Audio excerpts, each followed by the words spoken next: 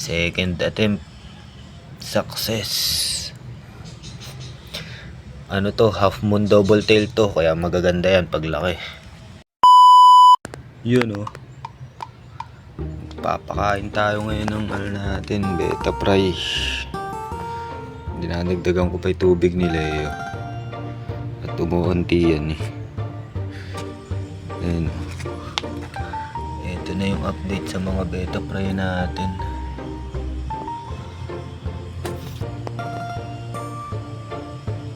Mga gutom na to.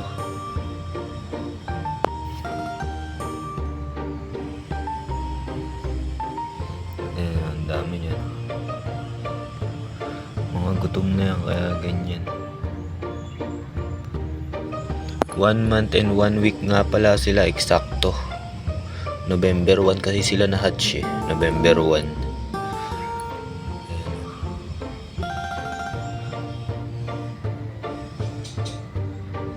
Yung second attempt ko nga pala sila. Yung first try ko, walang natira. Dahil first time eh. Hindi ko pa alam yung mga gagawin. Second try ko, ito. Makabuhay na tayo. Second attempt, success. Ano to, half moon double tail to, kaya magaganda yan paglaki. Double tail half moon. Okay na siguro yung tubig, pantay na dun sa hose. Tatanggalin ko na. Wait lang, dagdagan ko muna. Stock water nga pala to. Bawal sa kanila yung nawasa lang. Tanggal ko na. Papakainin ko na sila.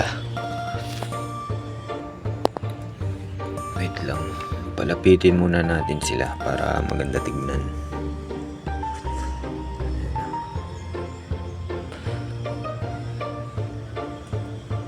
1 month and 1 week sila. Ayan o. Malinaw tubig ko. Hindi ko pa sila nilalagyan ng talisay. Simulat sa pool, hindi ko pa tinatanggal yung dahon na yan sa ilalim.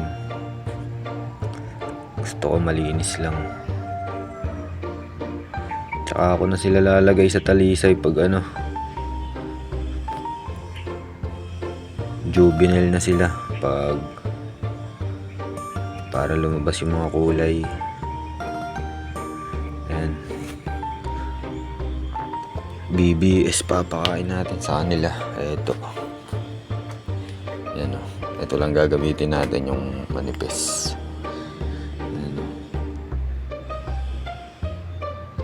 BBS.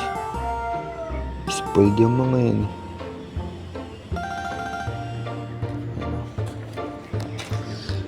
Kanina pa gutom tong mga to eh. Kakalat lang natin para lahat makita nila.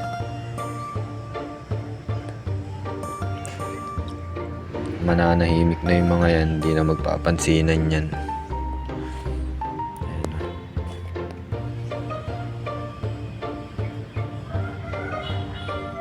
Mga nagtutukaan lang yan.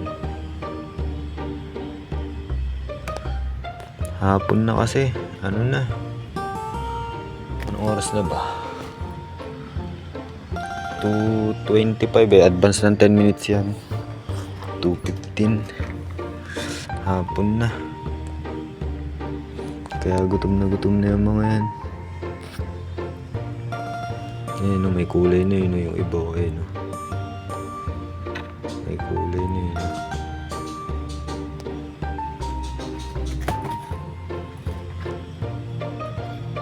Puti at blue. Ang nanay kasi nila blue, ang tatay puti. Red tail, half moon. Yun namatay. Yung nanay nila nandito, eggy na rin.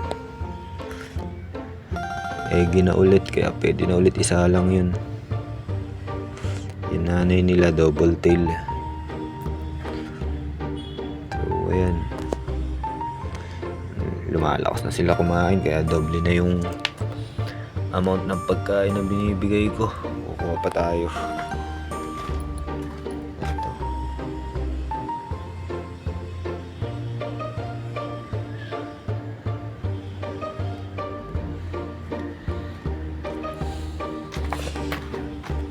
bubusugin ko sila ngayon at may mga naiiwan sa paglaki.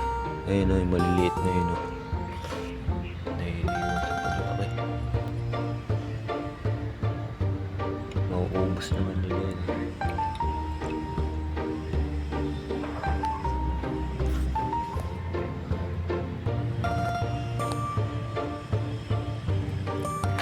So, yun.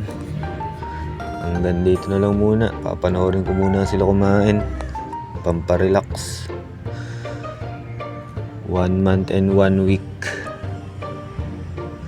So, hintayin na lang natin yung kung kailan ko sila ililipat sa mas malaking grow out para silaki na sila. So, yun. Fish.